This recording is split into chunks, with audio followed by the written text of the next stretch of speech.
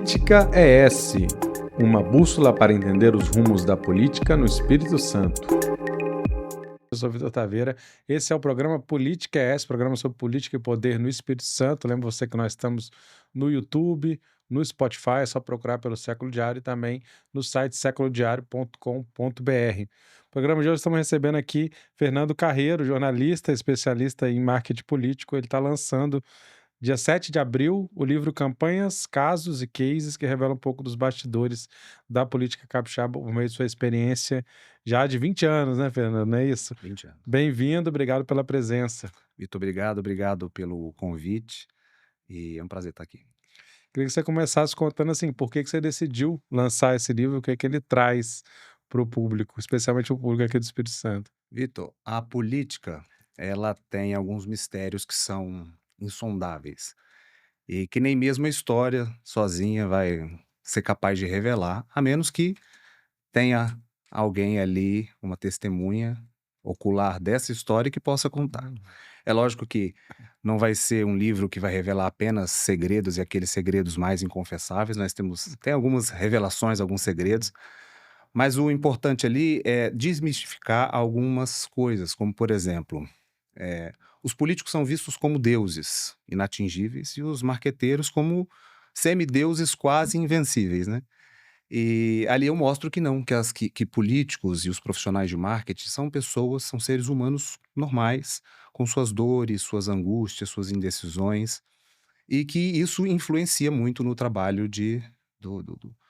da campanha eleitoral em si, da construção de reputação e na gestão de toda essa coisa que, política que a gente vê na televisão, ouve no rádio, vê nos materiais e na internet hoje em dia. O livro é um livro que eu costumo dizer que é um livro técnico, porque quem não conhece esse mercado do marketing político, mas tem interesse, vai conseguir aprender como é que se faz campanha na prática. Mas ele tem uma cara e um corpo, uma alma, de repente, de um livro de memórias, porque eu conto os últimos 20 anos em que eu trabalho com política, eu conto um pouco do que eu vi e vivi. E confesso a você que depois que eu coloquei tudo no papel, que eu vi o livro pronto, assim, que eu fui passar o último olho nos textos, eu pensei que assim, que a gente vai vivendo, vive tanta coisa e não se dá conta. Então tem bastante história, são 34 capítulos, 432 páginas de histórias interessantes, de vitórias eleitorais e outras não tão felizes assim, mas que certamente ensinaram e trouxeram aprendizado para os candidatos, para mim, e vão ajudar aqueles que lerem e que têm interesse, de repente, em trabalhar nessa área, a errar menos. Que é importante, né? E como é que você entrou nessa área e por que você permaneceu do marketing político? Sua formação é de jornalista, né? Eu sou jornalista de formação e continuo me considerando um jornalista. E Eh, você também não gosta do termo não marqueteiro, gosto né? do termo marqueteiro. Eu me considero um jornalista porque, a gente aprende que a verdade ela não tem um lado só. Então, os políticos também têm a verdade deles, né? E eu acho que é importante dar voz para essa verdade. Então, eu continuo fazendo esse trabalho, embora no campo das relações públicas. Mas eu sempre gostei de política, né? Desde que eu estava na faculdade, eu gostava de política, cheguei a assinar algumas colunas, ainda tenho uma em um jornal, e eu trabalhava num jornal do interior, e foi ali que eu comecei a ter mais contato com as fontes, né, presidente de câmara, alguns vereadores, deputados da região. Fui pegando gosto, trabalhei na assessoria parlamentar de um deputado na Assembleia durante 6 anos, e dali eu tomei gosto pela profissão de marketing político, que mais ou menos em 2012, 2013 estava em seu auge, né, que já tinha passado a era Duda Mendonça, né, e o João Santana veio logo em seguida, e eu vendo tudo aquilo, falei: "É isso que eu quero fazer". Trabalhar com pessoas, com gente, com os sentimentos, com as emoções, é algo que sempre me encantou muito, né, analisar o comportamento humano. Então eu procurei, essa área, esse mercado, e eu estou aí desde então. E assim, você já trabalhou com todo tipo de campanha, digo no sentido, político, ideológico, diferentes. Espectros Não políticos. tem, geralmente quem está no marketing não tem tanta opção assim, ou tem? No marketing político, eu acho que assim, um bom profissional de marketing político, ele não pode ter rótulo, né, essa é uma posição minha, eu não tenho rótulo. trabalhei para o PL numa eleição e na eleição subsequente, 2 anos depois, trabalhei para o PT. O que manda na questão do trabalho de consultoria, do marqueteiro, ou como queiram chamar, tem muito a ver com a questão de pele, né? O candidato, ele precisa se sentir à vontade na sua presença, e você à vontade na presença dele, porque vocês vão caminhar por muito tempo, são meses, e mesmo que seja somente dentro do período de campanha ali, os Uhum. 2, 3 Hoje em meses, dia já não é, né? Já começa na começa pré-campanha, na nas últimas pré-campanha, eleições, né? né? Você Já tem que ser um perceber mês. que a eleição mal acabou do ano passado, nós já Exato. estamos em campanha para 2026. E nesse tempo, você acaba entrando muito intimamente na vida do candidato, né, e participando de muito da vida dele. Então ele precisa se sentir à vontade, precisa se sentir seguro. Então, a competência, ela é importante, mas muito mais importante é essa sinergia entre candidato e o profissional do marketing. Agora, esse profissional também, como você falou, essa proximidade, você falou, tem essa intimidade que você vai gravar na casa da pessoa, com a família dela e tal. Mas também acaba sendo um profissional que, embora muitas vezes vai ter opções que podem ser consideradas técnicas, mas que ele pode ter uma influência política muito grande, porque é o que se fala agora, por exemplo, no governo do PT, né, a mudança na comunicação. Esse profissional de comunicação, ele tem um poder forte de assessoramento que pode influenciar nas decisões políticas, né, se o político vai fazer isso ou aquilo. Isso acontece de fato? Acontece já sempre aconteceu com muita força, hoje acontece mais. O que difere é que hoje nós temos um canal, né, aliás, um multicanal, que são as redes sociais, e elas acabam influenciando tanto quanto. Então, muitas vezes, o agente político ali, a personalidade, ele quer se deixar pautar pelo que as redes trazem, pelo que as redes sociais trazem de debate, e nem sempre é o melhor caminho. E aí a gente entra num embate para poder mostrar que de repente aquele não é o melhor caminho. Então hoje são muitas vozes, né? O que é bom, não é ruim, né? Essa comunicação horizontal, ela é interessante porque você dá voz a mais pessoas. Só que a gente às vezes tem que aprender a eh, ouvir e não escutar, né? Mas é um risco também, que eu acho que tem a ver com isso que você falou, e acontecem, eu pelo menos observo vários casos em que a pessoa tenta fazer uma mudança muito brusca, que tem uma certa trajetória, e ele tenta mudar e mostrar outra coisa, seguindo essa coisa de que, uma leitura política de que aí tem isso do marketing também, o marketing, ele deve ser pautado no que o povo quer ouvir. É possível fazer uma campanha, porque eu acho que tem políticos que querem só ganhar, e tem políticos que querem que tem uma plataforma, que tem uma articulação e tal. Como que equilibrar isso, né? A essência, essa identidade, essa construção do candidato com essa. Porque as pesquisas elas estão o tempo todo, né? Mostrando não só a pesquisa eleitoral, mas a pesquisa de comportamento, de intenções, dizendo que o público quer isso ou quer aquilo.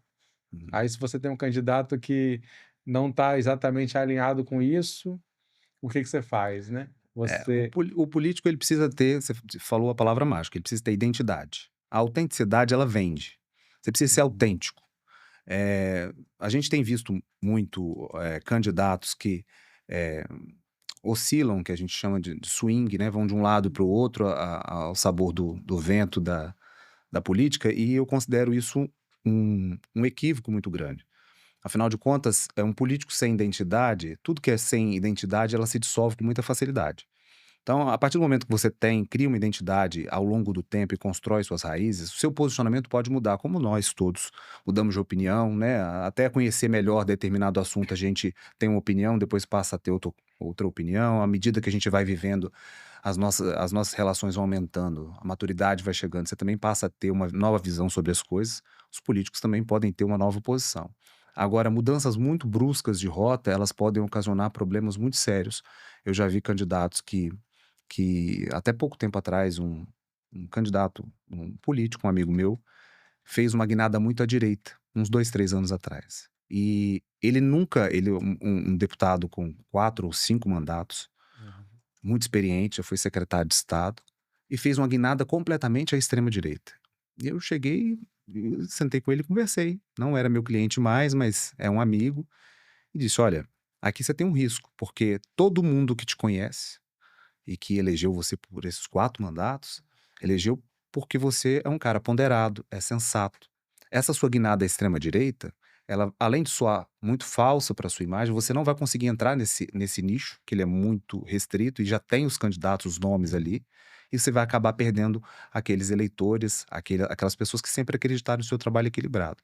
Então, assim, algumas pessoas conseguem se beneficiar dessas guinadas, mas a política ela não pode ser tratada na superficialidade, a gente precisa criar raízes. Uhum. E tem essa questão também do como lidar com o político. Eu fico pensando, você traz vários casos, né, de que tem políticos que eu imagino que são mais turrões, assim, né, que cabeça fechada, que não vão aceitar uma ideia, e tem outros que vão ser mais flexíveis, mas aí entra isso também, né? Até que ponto o marketing, qual que é o papel dele nisso tudo? Se ele deve tensionar também identidades, por exemplo, né? Ou se ele deve, o que que ele tem que fazer, assim? E como é que é essa relação com os políticos na sua experiência, O assim? princípio basilar da atuação do dito marqueteiro é não se apaixonar pelo seu cliente, porque a paixão ela tira o senso crítico. Então você tem que ser próximo o suficiente para poder entender o que se passa na cabeça dele, a ponto de poder contribuir, mas não pode se emocionar junto com ele. Você precisa ser o ponto de equilíbrio daquilo ali. Existem candidatos e candidatos políticos e políticos, porque afinal de contas são pessoas com suas personalidades. Alguns são mais irredutíveis, outros são mais flexíveis. A função do marketing, ao menos do marketing político que eu acredito, porque é interessante explicar que o mesmo marketing que fabrica um sabonete, que vende um sabonete, é o marketing que vende um político. Uhum. A Muitas diferença ferramentas são comuns. a diferença é que o sabonete você coloca a cor que você quer, a forma, a fragrância, coloca numa embalagem bonita e empurra para o consumidor. O marketing político, você está lidando com uma pessoa que tem história, ela tem memória, ela tem família e ela fala. Tem personalidade. Um sabonete não tem personalidade. Então é um pouco diferente. São marketings distintos. E é aí que entra a figura do bom marketing político. Existem profissionais que modificam completamente a imagem e não digo só da imagem estética, mas a simbólica também, a semiótica. Isso que eu ia perguntar, você teve algum caso que você pegou o cara e falou: "Pô, esse aqui é um sabonete, Não, cara, não, vou ter que vender não, esse muitos, cara como alguns sim. político". O que eu faço é tentar encontrar as qualidades dele e potencializar essas qualidades e tentar, esconder, digamos assim, talvez não fosse essa palavra, mas diminuir o feixe de luz sobre os defeitos. Então, assim, todos nós temos qualidades e defeitos. Então, seria uma tremenda irresponsabilidade minha se eu pegasse um candidato e falasse: olha, a sociedade quer é isso, eu preciso te moldar dentro desse cenário. Não vai dar certo. Uma hora ele vai falar algo que ele não deveria ter falado, porque ele fala, né? É diferente do sabonete. Então, o que eu tento fazer sempre é potencializar as qualidades e as belezas do meu produto, que é o candidato, que é o político. E qual foi a campanha, assim, mais difícil que você fez? Você acha que você conseguiu, enfim, sair de Todas elas foram difíceis. Eu já fiz 52 campanhas eleitorais aqui no Espírito Santo, na Bahia, em Minas e São Paulo, e campanhas de instituições, organizações Você tem de feito mais classe. executivo ou Não, eu faço mais proporcional e executivo, mas faço mais executivo, que é onde o trabalho da eu gente digo, consegue é ter maior, mais, né, é o maior. trabalho com Todas mais elas recursos. são difíceis, sabe assim, principalmente as campanhas de interior, que são campanhas muito menores, com menos recursos e onde não tem televisão. Muitas vezes, às Não vezes, tem a pesquisa rede também, né. social, pesquisa tem Tem como poucas fazer, mas como o campanhas. recurso é pequeno, às vezes o candidato É. opta por não fazer pesquisa. Mas uma campanha que foi muito desafiadora e ao mesmo tempo foi muito recompensadora para mim e para minha equipe, foi a campanha de governo de 2022, que é a campanha do Manato. Uhum. E ali, até no livro, eu começo abrindo o capítulo dele, que por acaso é o primeiro capítulo do livro, dizendo que nem o entorno do candidato, e muito menos seus adversários, acreditavam que pudesse haver um segundo turno. Apenas eu e o candidato, somente nós dois. Eu e o Manato acreditávamos que teria um segundo turno pelas pesquisas, pelo trabalho que nós íamos fazendo e pelo planejamento que eu tinha estruturado E para que ele. era uma reedição da eleição anterior, né, assim, onde ele foi candidato, Isso, foi foi candidato bem pontuado, mas ficou longe de um segundo porque turno. porque ali ele teve um teto, porque ele foi para um campo muito extremo. Eu disse: "Manato, você precisa caminhar um pouco mais para o campo central da política, precisa debater o Espírito Santo". O capixaba é um eleitor muitíssimo conservador, e não digo conservador nos costumes, é conservador nas escolhas que ele faz. Ele gosta de analisar, ele gosta de escolher bem escolhido. Você vê, se você levantar o histórico de todos os ex-governadores, né, até o atual governador, são pessoas muito preparadas que estiveram no Espírito Santo. Então o capixaba não faz uma aposta, para esse cargo, uma aposta, Uhum. superficial. Então Como eu é o precisava caso ali de Cabo Camata, né, contra Vitor eu Buarque. precisava mostrar que o Manato era além daquela figura que todo mundo achava que era boca-enxuta, porque quem senta com o Manato e conversa sabe que ele tem boas ideias, é um cara bom de conversar, então eu precisava mostrar esse lado dele. É aí que vem na sua pergunta anterior. Eu identifiquei, depois de muitas conversas com ele, essa qualidade dele. É um cara que tinha boas ideias, é um cara que falava espontaneamente, falava o que estava na cabeça dele, e isso era uma qualidade, não era um defeito. Eu procurei mostrar isso, costurando com propostas. E aí nós conseguimos romper. E eu gosto de falar no plural, porque não é um trabalho apenas do marketing. O candidato precisa ser disciplinado, a equipe precisa ser boa, e nós tínhamos todas essas condições. Conseguimos romper um jejum de 28 anos sem segundo turno no Espírito Santo. E eu fui até ali, no segundo turno, e depois deixei a campanha, e esse segredo está no livro. Eu revelo no livro. Essa aí é uma questão aí que tá aqui no anúncio, então só lendo o livro para saber. Porque é raro, né, você, conduzir uma campanha que teve sucesso no primeiro turno, né. É. No sentido Fo- dentro da perspectiva que era que, o objetivo central era ir para o segundo A turno. diferença dele pro do governador Casagrande, que foi reeleito, do primeiro pro segundo turno foi mínima. Foi Uhum, coisa de 100 mil votos de diferença, uhum. 80 mil votos, se eu não me engano, de um para o outro. E então, assim, o mercado já dava Manato como próximo governador do Espírito Santo. E a estratégia que nós desenvolvemos no primeiro turno, eu tinha consciência de que era possível chegar ao segundo turno. Uhum. E nós chegamos. E ali nós tivemos alguns problemas e que fugiram ao controle do próprio candidato. O próprio candidato queria que eu continuasse de forma extraoficial, digamos assim. Eu disse para ele, falei: "Olha, é impossível ter duas campanhas dentro de uma. Porque eu vou te orientar a fazer uma coisa, mas a equipe que vai estar aí, que tinha, que entraria na sequência, poderia não compartilhar da mesma ideia, e fazer uma outra campanha. Então nós teríamos duas campanhas dentro de uma, o que seria muito mais Isso prejudicial". já aconteceu com você alguma outra vez? Não, essa foi a única É. vez. Porque é uma questão, né, assim, o que que o marketing orienta e o que Não, que quais são as tensões políticas esse é desses uma temas. eu conheço muita gente, alguns colegas de profissão que têm um sistema de trabalho diferente, não Uhum. apenas uma consultoria, e tem a coordenação de campanha, alguém que toca, tem gente que só coordena a campanha. Eu só pego a campanha fechada, porque ali eu consigo manter o controle. Você tem a sua O equipe também que contro Mas confia, e né. isso, tem a minha equipe de solo, né, que é a equipe que está comigo há mais tempo, mas eu sempre agrego muitas pessoas. No ano passado, para fazer as campanhas que nós tivemos 80 pessoas trabalhando na campanha. Então sempre tem pessoas, muito competentes, né, que a gente consegue colocar, mas, eh, a campanha fechada, ela me permite ter um olhar holístico, né, sobre toda a campanha. Então eu consigo, eh me concentrar na estratégia e fazer os desdobramentos dessa estratégia no posicionamento do candidato, nos programas de rádio e televisão, no programa, nos materiais impressos, no programa de governo, né, na rede social. Eu consigo trazer. Ela não fica. Eu estava vendo não fica solta. Eu estava vendo uma entrevista do Silvio de Abreu, autor de novela, roteirista e novelas da Globo, que falou algo que acontece muito no campo de campanhas. Ele falou em relação às novelas. Ele falou. Perguntaram a ele por que que as novelas de hoje fazem menos sucesso que as de antigamente. Não é só a culpa do streaming, né. Ele falou: "Porque antigamente era um roteirista, era um autor de novela, ele escrevia a novela do início ao fim. Então a novela ela se encadeava, ela tinha emoção, porque vinha de um mesmo personagem ali escrevendo, né, o mesmo autor. Hoje não, hoje você tem um A time. sala de roteiro. Hoje tem um time e divide por núcleos, então esses núcleos muitas vezes não se conversam, não se encadeiam essas.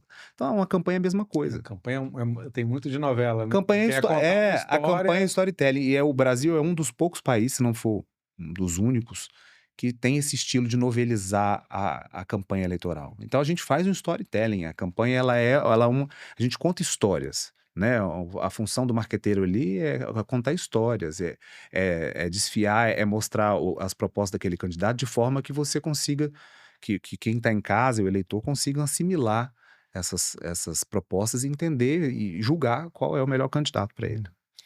Mas aí você traz, vou só voltar nessa questão, quer dizer, não é comum, né, você ter uma troca de marqueteiro do primeiro e segundo turno, ainda mais numa campanha, quer dizer, se fosse o Casagrande que tivesse cotado como melhor e tivesse ido para o segundo turno com um percentual muito baixo, faria sentido, mas você veio numa campanha que, na verdade, surpreendeu com o Manato e acabou saindo. Mas vamos voltar, você estava falando aqui também nos bastidores que muita gente atribui ao Manato o efeito Bolsonaro, o que é realmente significativo, né? Uhum. Mas isso não explicaria tudo, né? É, eu costumo Até fazer porque uma o segundo turno, o Casagrande ganha. eu costumo fazer uma conta de padaria, quando dizem que o Bolsonaro evidentemente foi um catalisador, ajudou a impulsionar a campanha de Manato ao governo do estado, só que se a gente fizer uma conta de padaria, a gente vai ver que, no primeiro do primeiro para o segundo turno, Bolsonaro foi o candidato à presidência mais votado, e Manato passou para o segundo turno. No segundo turno, mesmo com a vitória de Lula nacionalmente, Bolsonaro foi o mais votado no Espírito Santo. Então, seguindo essa conta de que é o Bolsonaro que puxou o Manato, o correto era que Manato hoje fosse o governador do Espírito Santo, e não foi isso que aconteceu. Então, Muitos votos do Bolsonaro, o migraram Casagrande. para Casa Grande. Então, assim, o segundo turno dele, eu não gosto de comentar trabalho de colegas, mas flagrantemente teve erros estratégicos que reduziram as chances de Manato chegar ao final do segundo turno com a vitória. E o que que você traz mais de história? Porque tem muitas histórias curiosas, né? Recebi aqui. O que que você traz assim que você acha mais interessante, mais curioso? Tem história de mais- tudo. O livro é dividido em 3 partes: campanhas, que são as histórias de algumas Que campanhas. são os cases, Não, na tem o verdade. case, tem Não, no tem final. case. Tem a Campanhas, casos casos e e case, cases. isso. Isso, perfeito. As campanhas no início, ali, ele traz um aspecto, um olhar sobre toda a campanha do início ao final, ensinando, né, de forma bem orgânica, como se fosse um bate-papo com o leitor mesmo, como são feitas as campanhas, os problemas que nós temos, como é que foram feitas, construídas as estratégias. Tem a parte de casos que muita que for ler vai se divertir, alguns casos são muito engraçados, como por exemplo, na época em que isso não aconteceu comigo, essa é uma história que aconteceu com uma amiga minha, marqueteira, e na época em que as campanhas eram financiadas por empreiteiras e que tinha muito caixa 2, ela, mandou uma amiga para poder buscar uma mala de dinheiro em Belo Horizonte, na casa de um empreiteiro. E aí chegou e falou: "Olha, você tem que chegar lá, não diga nada além da senha. A senha é serpente. A pessoa abriu a porta, você diz serpente, a pessoa vai te dar a mala, você pega, entra no carro e vem embora para Vitória." E aí, a moça viajou daqui até Belo Horizonte de carro, porque ela não poderia voltar no avião com a mala de dinheiro. Foram 15 horas de estrada até Belo Horizonte. Chegou lá, esperou dar o horário, que era às 9 da manhã, bateu na casa, uma casa bonita, um pé direito alto, uma mansão. Aí abriu uma senhora, abriu, que ela achou que deveria ser a pessoa que é funcionária da casa. Só que como ela não sabia o nome da pessoa, não tinha nome, só tinha uma senha, ela, assim que abriu a porta, ela fez o que mandaram fazer. A moça abriu a porta, ela olhou para a cara dela e falou: "Serpente." A senhora fez uma cara de que não gostou e devolveu: "Vaca", e bateu a porta na cara dela, e ela voltou sem o dinheiro. Esse é um dos casos super divertido. Há outros casos muito interessantes e tem a parte dos cases. Ali eu conto algumas histórias que não são propriamente têm a ver com campanhas eleitorais, mas com construção de imagem, gestão de crises de imagem, né, alguns trabalhos como eu fiz para a OAB. Hoje a presidente da OAB é Erika Neves, e esse trabalho começou lá atrás. Na época, ela me contratou para poder fazer um reposicionamento da imagem dela, nós fizemos em 2021. Primeira mulher, A inclusive, primeira mulher. pra E dirigir o alguns curioso é que a processos. Érica nunca gostou, desde aquela época ela falava: "Eu não quero utilizar o a questão do gênero", né, ela queria ser uma presidente mulher e não uma mulher presidente. Ela falou: "Não, se eu for colocar a questão de gênero, eu já estou mostrando que as mulheres estão em desfavor, são menores que os homens. Eu acho que mulher e homem é tudo igual do ponto de vista de gestão. Elas podem fazer e melhor, as mulheres ainda podem ser mais sensíveis. Então, esse trabalho para que ela chegasse à presidência agora, eu não trabalhei para ela agora, iniciou lá atrás, então foi um case. Um dos outros cases é o do Eric Musso.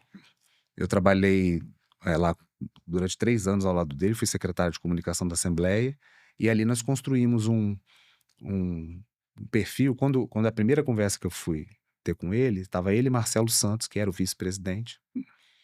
Na época, Marcelo, assim que eu entrei no gabinete da presidência para poder ter a primeira conversa, ele virou e falou: Fernando, você conhece o filme O Caipira em Nova York? Eu falei: conheço. Ele falou assim: esse aqui é o Caipira na presidência.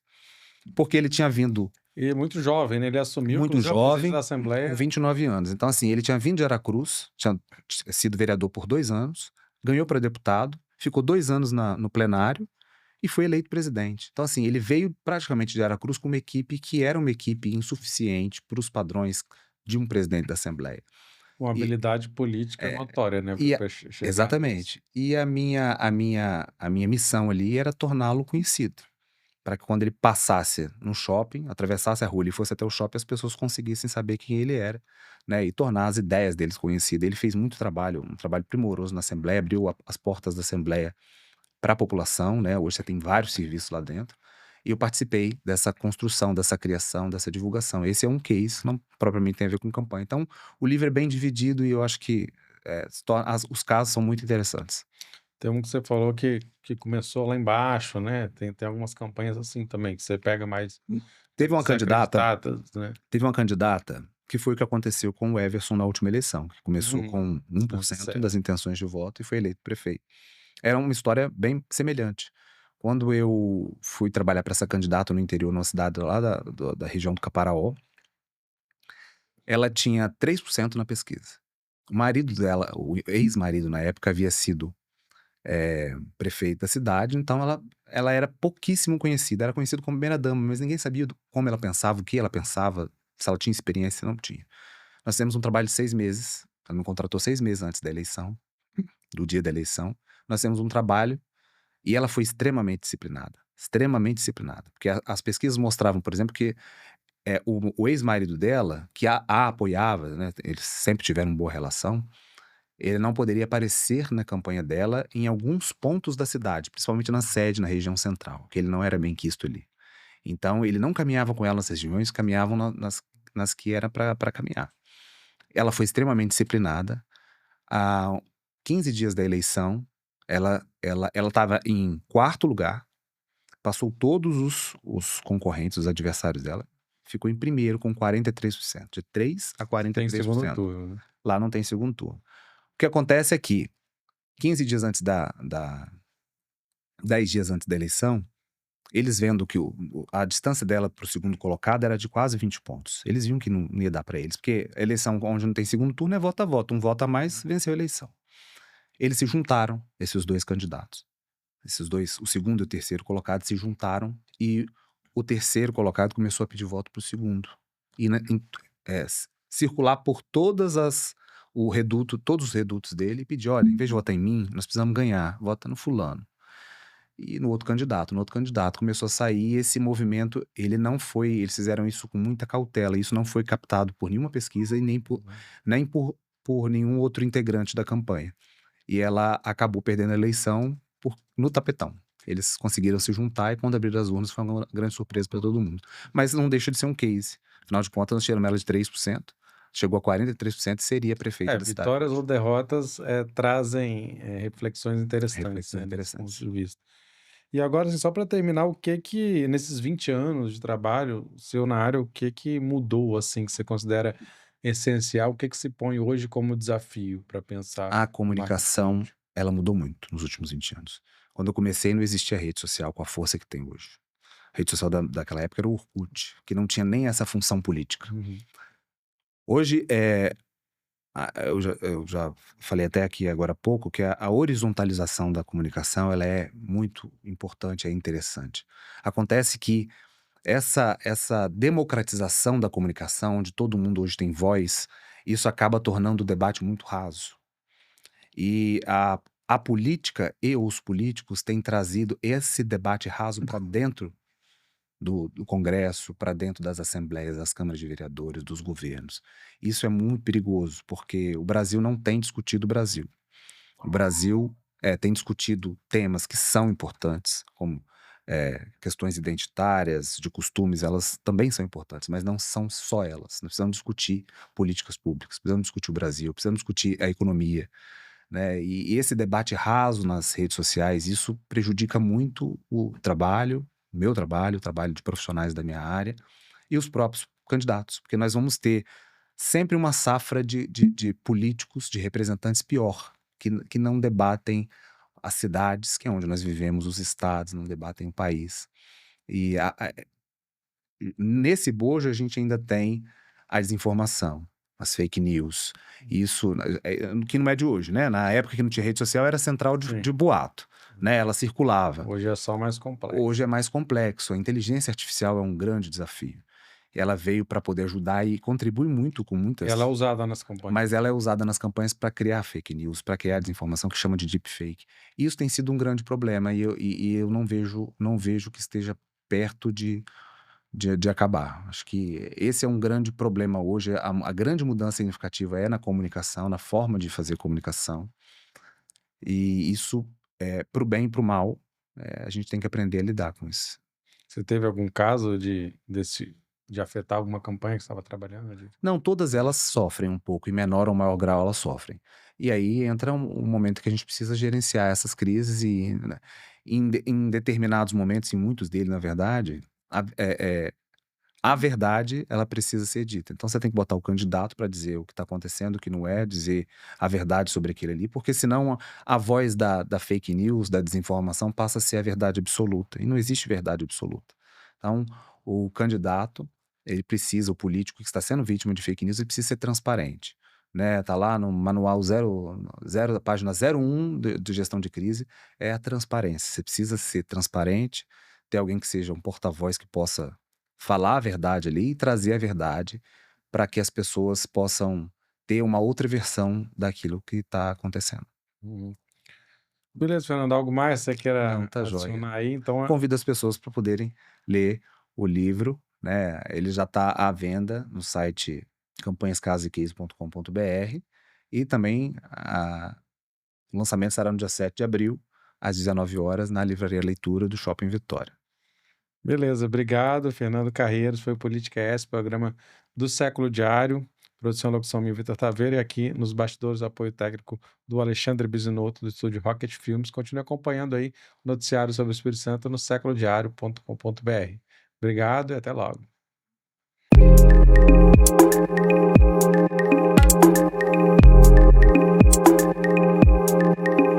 Política ES, uma bússola para entender os rumos da política no Espírito Santo.